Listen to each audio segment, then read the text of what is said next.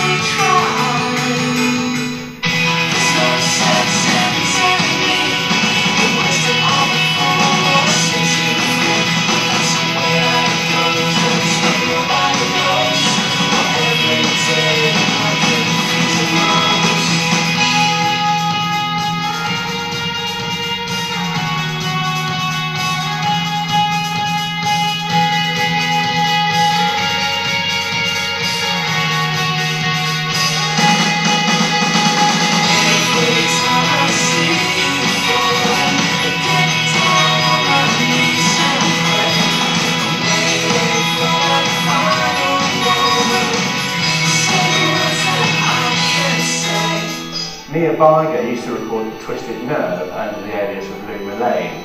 Having found her true identity, she recently released her debut album, True Adventures Happen Inside Your Head, to great critical acclaim. Here's a couple of tracks from it. You know when I feel to losing my self-control, conjure something like a god and take the wheel, 'cause I'm a driving leader without you today.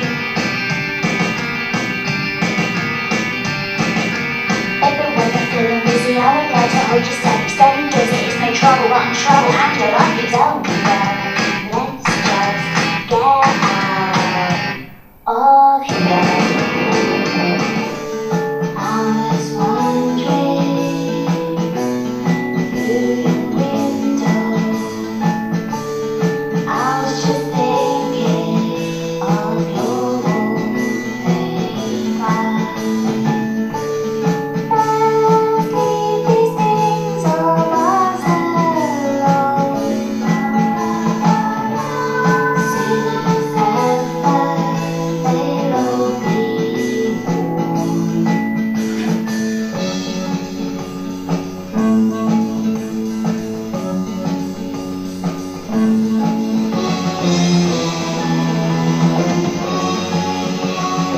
We've many more projects in the pipeline with some very promising acts and also some very eclectic releases encompassing jazz and electronica from our sister label Co-Muse.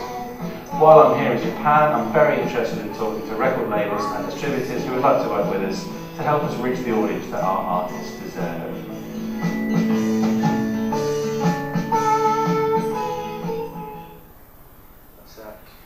There's some other rubbish on there, don't we?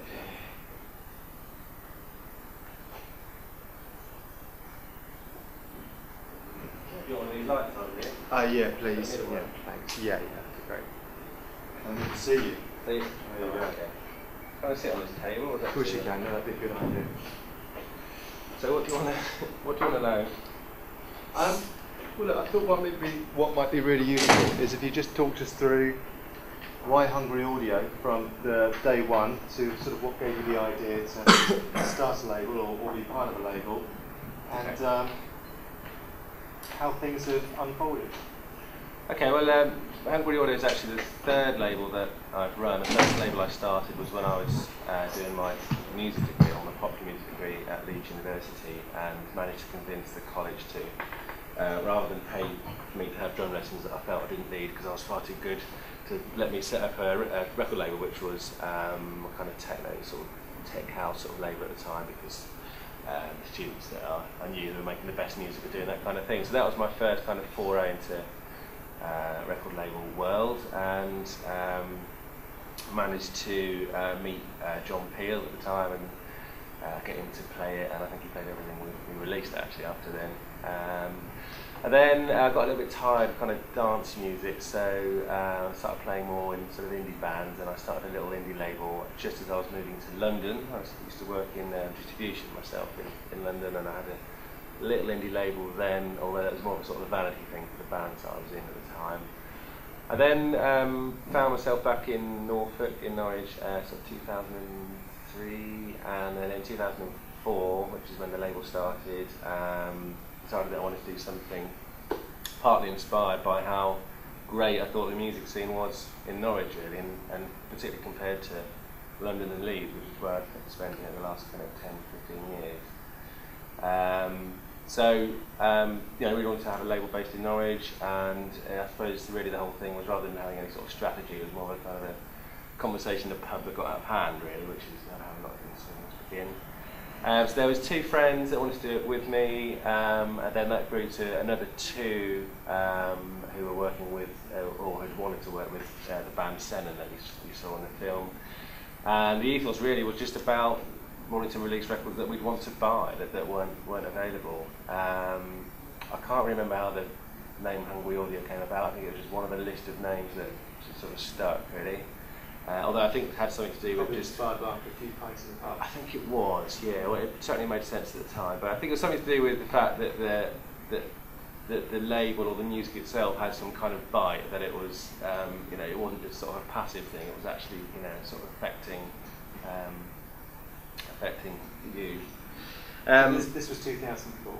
Yeah, towards the end of 2004, label started. The first thing we released was deliberately not a Norwich band. I was a bit nervous about. I mean, at that time, it's changed now, but even 5 years ago, Norwich wasn't a particularly healthy thing to talk about or admit that you were from. And certainly in the music press, you were seen as quite sort of colloquial.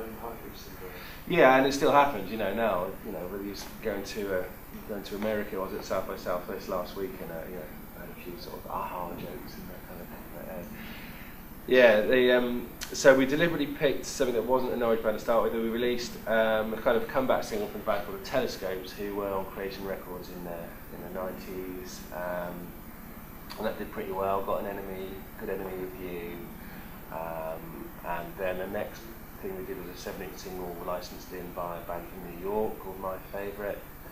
This was the vinyl you put? These were both 7-inch singles, yeah, at the time, which were... MP3 downloads, not CDs, vinyl? No, at that time we didn't have any digital distribution at all. It was just 7 inches.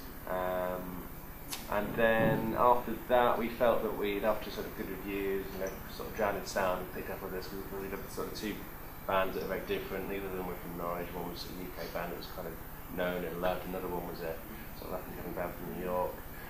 So we were seen as a bona fide sort of label at that point. And then we felt that we could work with Sennen and actually start doing their stuff. So we did their first album, which was really a sort of collection of tracks that they recorded in 2 separate studios. And then kind of we were off really in terms of sort of having a roster and releasing albums and spending far too much money on things. It sound incredibly simple.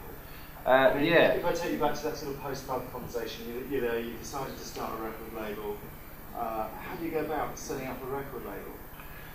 Well, I mean, certainly then digital distribution wasn't as big, so physical distribution was absolutely imperative. And because I used to work in physical distribution, I knew that I could get a deal with somebody. I mean, it's all about convincing a distributor to invest their time in you, because even though you're essentially just giving them product to then try and sell, it doesn't sell itself. And it's having worked the harsh end of independent physical distribution, it's a tough job to get stuff into shops. It's a tougher job to get more stuff into shops if the stuff that you've just got in there last week hasn't sold. So it's all about sort of reputation and the resources you've got at your disposal. So